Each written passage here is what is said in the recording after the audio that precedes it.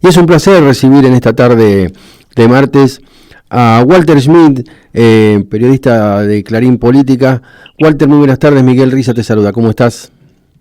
Hola, ¿qué tal? Buenas tardes, Miguel. Muy bien, ¿cómo estás vos?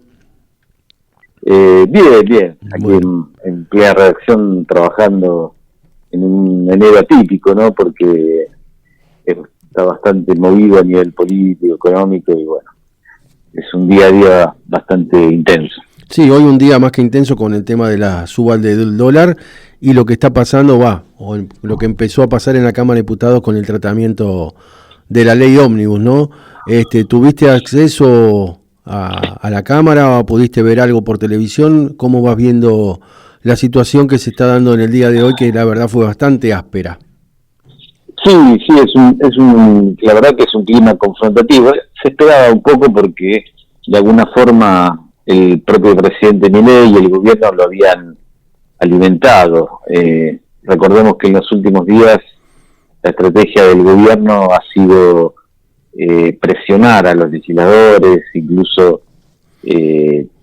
tildando como, no digo de primeros, pero casi, que tenían intereses contrapuestos con el proyecto de la ley ómnibus que mandó al Congreso, que había intereses creados, que no querían, digamos, que se llevaran adelante las reformas.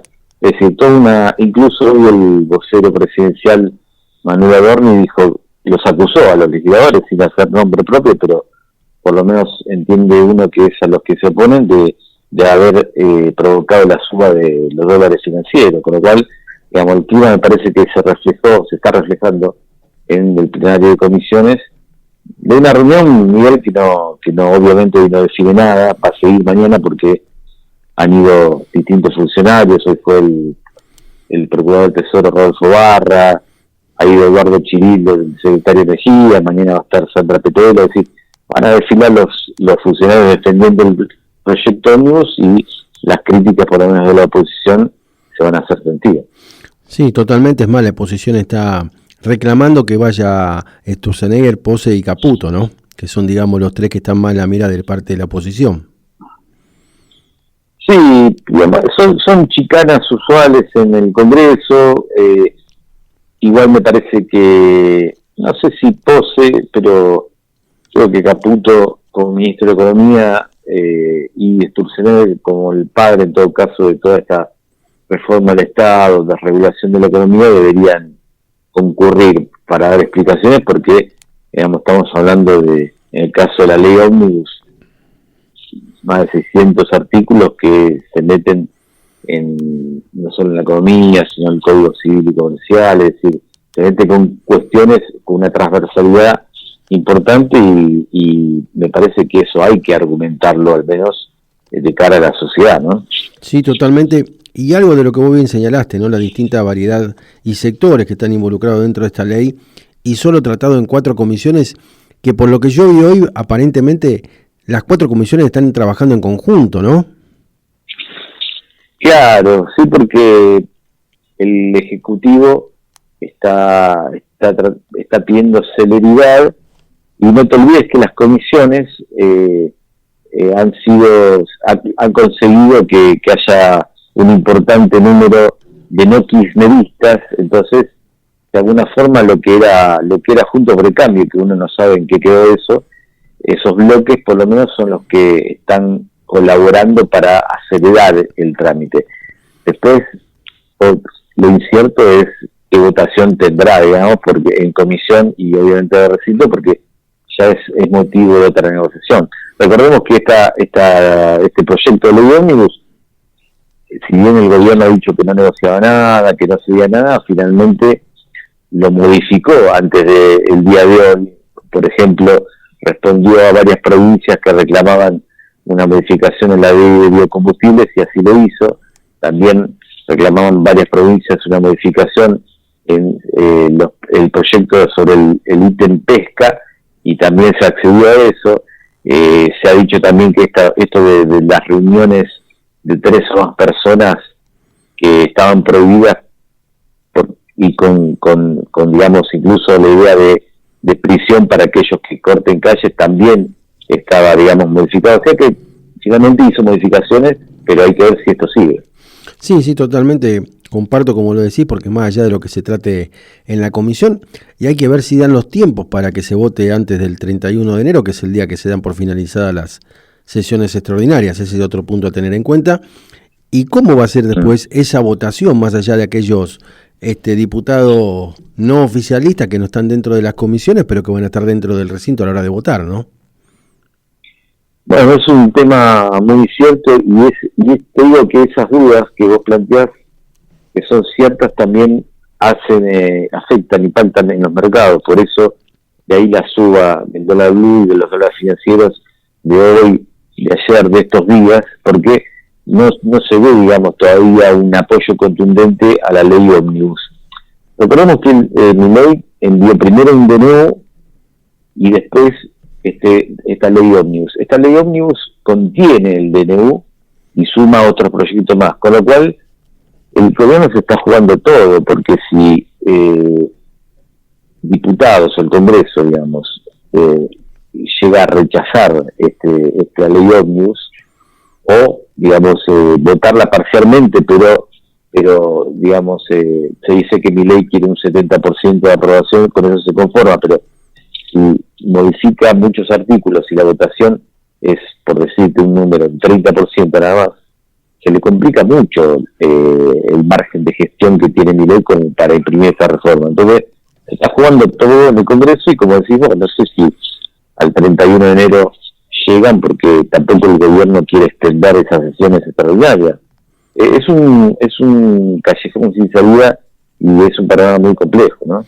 Sí, totalmente. Uno, al menos lo que yo veo un poco, que puede haber una crisis institucional en el sentido no de falta de gobernabilidad, sino del rol que van a jugar cada institución en torno a estas leyes, ¿no? Porque tenemos por un lado que está la justicia con el tema del DNU, con sus cautelares, tenés el Poder Legislativo, que es el que está tratando la ley Ómnibus, y el Poder Ejecutivo, que está a la espera de ver qué pasa en los otros dos poderes del Estado, ¿no? Y un punto a tener en cuenta, que es lo que muchos constitucionalistas marcan, es que generalmente un DNU se presenta cuando el Congreso, por X circunstancia extraordinaria, no puede sesionar. Y hoy por hoy hicieron el DNU y después enviaron la ley de ómnibus con sesiones extraordinarias. O sea que hay como una especie de contradicción entre la necesidad de la urgencia y la sesión que se está dando extraordinaria ahora en el Congreso. Sí, eso es así, como lo planteás, pero el tema judicial, lo que uno percibe es que todo lo judicializado que está el DNU termina en la Corte Suprema. Y la sensación es que la Corte Suprema va a esperar a la decisión del Poder Legislativo para actuar. Si el Poder Legislativo termina aprobando el 70% de la ley Ómnibus, incluido el DNU, porque dentro de ese proyecto de ley Ómnibus está el DNU, si termina aprobando ese 70%, yo creo que la Corte va a actuar en consecuencia. Ahora, si el Congreso rechaza la ley Ómnibus en su mayoría, bueno, la Corte, ya digamos, ahí es, digamos, ya no hay vuelta atrás por más que se pida la Corte a favor o en contra. Entonces, me parece que vuelve a lo mismo, todo está en manos del Congreso y ahí se nota la impericia del gobierno, porque cuando vos no tenés los votos y los tenés que conseguir de la oposición, en este caso, tenés que negociar. Y uno no ve predisposición, salvo algunas cuestiones como que las que te mencioné, del gobierno a negociar, y es más, si salís a hablar y a acusar a la oposición de obstruir o de hacer subir el dólar, me parece que eso es totalmente contraproducente, te estás creando un enemigo que puede, no digo hacer caer un gobierno, pero sí por lo menos truncar todas las reformas que propone, y uno se pregunta, ¿después qué? Claro, es lo que se planteó en primera instancia, ¿no?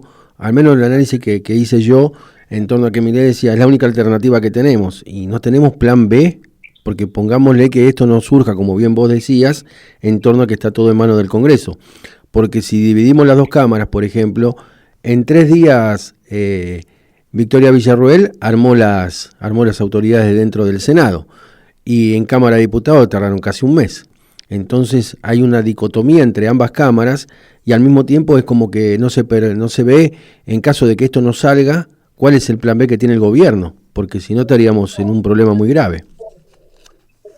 Y es así, Miguel, no se ve plan B, porque, digamos, sin legisladores, todo esto era lo que preveíamos que de alguna forma iba a pasar. Es decir, sin número en las cámaras, más allá de esta jugada que hizo Victoria Villarroel en el Senado, sin número en las cámaras que te aprueben algo, no puedes gobernar por decreto, eso está claro. Entonces, después uno puede avisorar que si llegara a fracasar esta gestión del gobierno en el Congreso, y después, bueno, capaz que llamaría un plebiscito para presionar, pero ya sería otro plano, otra confrontación, otra pelea, que no conduciría a nada. Con lo cual, vuelvo a lo que decía antes, esto es lo que genera, digamos, que los mercados se muevan. Y el tema de la suba de los dólares financieros y del dólar blue no es una cuestión meramente financiera, sino que sabemos que eso significa que el dólar empieza a atrasarse y obviamente la ola de remarcaciones de precios continúa. Entonces, si vos no puedes planchar la inflación y esta discusión sigue durante todo el mes, y bueno, vas a seguir generando inflación y va a ser todo mucho más complicado, por lo cual es bastante todavía incierto el panorama, aunque uno espera que finalmente se llegue a un acuerdo, ¿no? Totalmente comparto el análisis que has hecho, y esta incertidumbre, estas dudas que hay es lo que genera, yo creo que por la falta de decisión política en alguna medida, o errores de estrategia, ¿no? De cómo se plantearon las cosas, primero con el DNU y después la ley ómnibus, y es lo que el mercado también está visorando en torno a que a veces, más allá de las cuestiones económico-financieras, la política, el tomar decisiones o no tomar decisiones, que es otra forma de tomar decisión, influyen en los mercados. Sí, aparte hay otra falencia que tiene el gobierno actual, y es que no tiene espadas políticas, dirigentes políticos que, si vos abrís muchas puertas, abrís muchos conflictos, tenés que tener, digamos, un plantel de dirigentes, funcionarios y demás capacitados como para administrar esos conflictos e iniciar algún tipo de negociación, digamos, sea más conveniente o menos conveniente. Pero eso no ocurre, porque si vos sacás a Guillermo Franco, que es el ministro del Interior, no tenés espadas políticas más allá de lo que hizo Villarroel en el Senado. Entonces, realmente ahí marca la inexperiencia, cierta impericia, improvisación, y eso te puede llegar a truncar toda la reforma que pusiste en marcha, porque ¿cuál va a ser ese plan B que si el Congreso te lo rechaza? No tiene ninguno. Entonces, vuelvo a lo mismo, es decir, ha puesto todo en manos del Congreso y encima no está administrando bien alguna negociación política con la oposición. Sí, es muy cierto lo que decís, y la gran mayoría de los funcionarios que están en el Poder Ejecutivo son casi todos economistas, ¿no? Como hemos visto, como bien vos decís, claro. Sacando Guillermo Franco o Patricia Bullrich, la gran mayoría son economistas, y eso te quita un poco de cintura política a la hora de negociar, ¿no? Exacto. Walter, la verdad que te agradecemos enormemente la charla, muy, muy concisa, muy precisa, muy clara, y bueno, seguiremos estando en contacto porque bueno, la dinámica política hasta el 31 y después del 31 de enero va a continuar, y veremos qué va a deparar todo esto que está ocurriendo en los días de hoy en torno a ley ómnibus, DNU y dólar, ¿no? Que son, creo que, las tres variables que más se están moviendo en la escena nacional principalmente. Así que sí, y aparte lo último, Miguel, que la aprobación o la desaprobación, obviamente, pero la aprobación también va a reconfigurar todo el escenario político, con lo cual, digamos, esto, digamos, hay un antes y un después con el resultado que tenga, digamos, la ley ómnibus en el Congreso. Y te hago la última, ahora que me vino a la cabeza, me hiciste pensar con esto, ¿no? De la aprobación y desaprobación. ¿Vos ves viable que se apruebe? ¿O que se... Mira, lo positivo en todo caso para el gobierno es que hay una intención, sobre todo de lo que era Juntos por el Cambio, del radicalismo, del PRO, obviamente, de algunos sectores peronistas no kirchneristas de acompañar. Si el gobierno mínimamente lo negocia bien, sobre todo con los senadores, y no tira más leña al fuego con declaraciones que no sirven de nada, yo creo que puede ser aprobado. Y vuelvo a lo mismo.